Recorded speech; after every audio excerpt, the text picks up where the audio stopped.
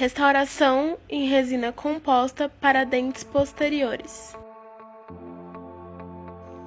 A busca por um sorriso perfeito tem impulsionado o desenvolvimento e o uso de compósitos odontológicos como materiais restauradores e em restaurações estéticas diretas. Com o aprimoramento de suas propriedades químicas e mecânicas, a resina composta tornou-se largamente utilizada em dentes posteriores.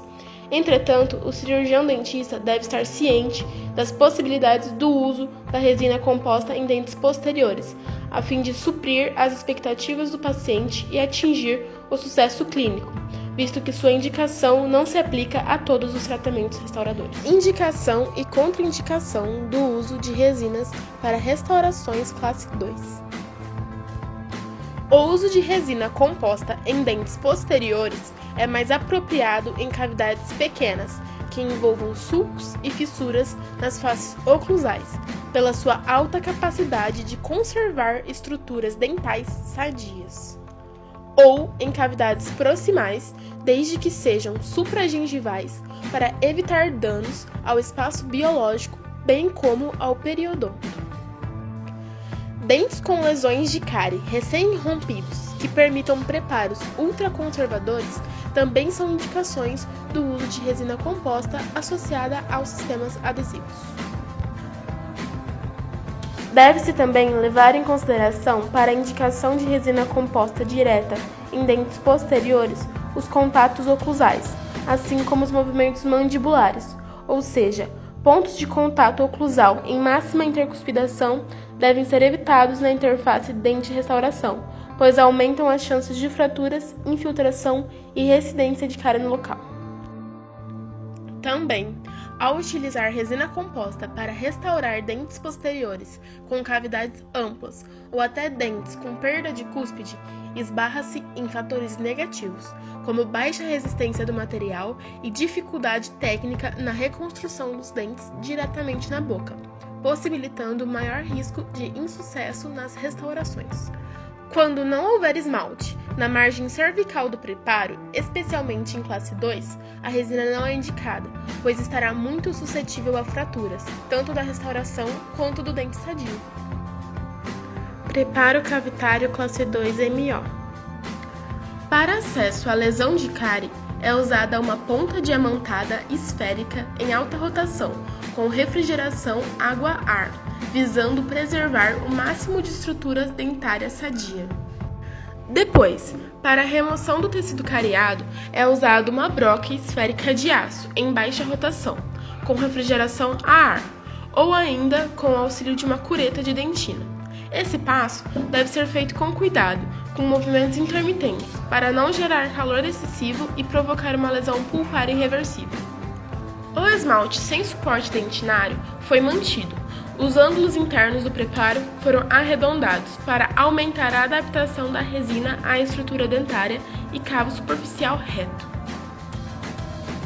A confecção da caixa proximal foi feita com uma broca 245 em alta rotação.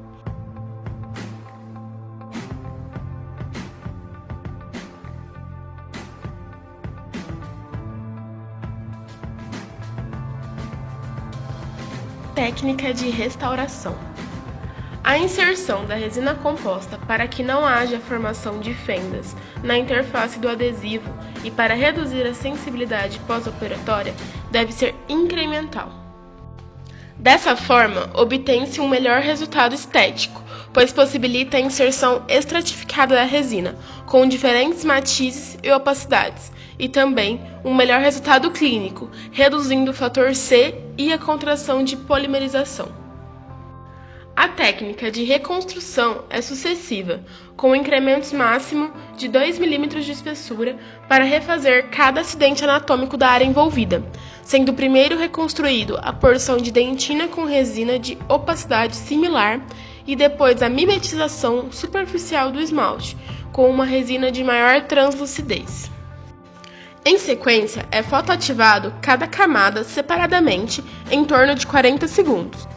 Para assegurar uma adequada polimerização após a remoção da matriz metálica, deve ser feita uma fotopolimerização adicional de 40 segundos por lingual e vestibular. A resina deverá ser aplicada inicialmente na caixa intraproximal, transformando a cavidade em uma classe 1, o que facilitará sua escultura. Nessa fase, pode-se fazer a reconstrução de modo estratificado, inserindo pequenos incrementos, ou então um único incremento, com menos de 2 mm de espessura, colocando-o contra a matriz, originando ambos a face proximal. Em sequência, continua a reconstrução das cúspides, começando com a acomodação da resina na base de cada cúspide, devolvendo a face oclusal do dente. Anatomia do dente 36.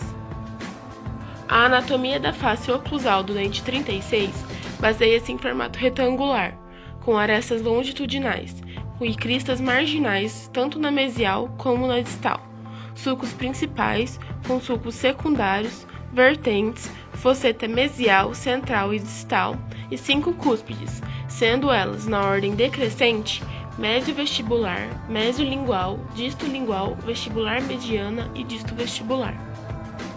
Já sua face vestibular e lingual possui um formato trapezoidal, sendo assim o maior dente humano. Como fazer o diagnóstico na clínica? Definir as atividades das lesões de cárie é o que norteia a melhor conduta clínica a ser adotada. Os métodos mais tradicionais e frequentemente usados para a detecção das lesões de cárie são o exame visual tátil associado ao exame radiográfico. Neste tipo de método, aspectos como textura, brilho e coloração das lesões são importantes para a diferenciação das lesões ativas e inativas. E, para uma boa visualização clínica das lesões, é fundamental que as superfícies dentárias estejam limpas, analisadas sob isolamento com roletes de algodão, secas e bem iluminadas. A utilização da resina em dentes posteriores apresenta aceitabilidade e sucesso clínico, mas para isso nenhum passo do procedimento deve ser negligenciado, uma vez que suas falhas são atribuídas à sensibilidade da técnica restauradora e às propriedades do próprio material restaurador.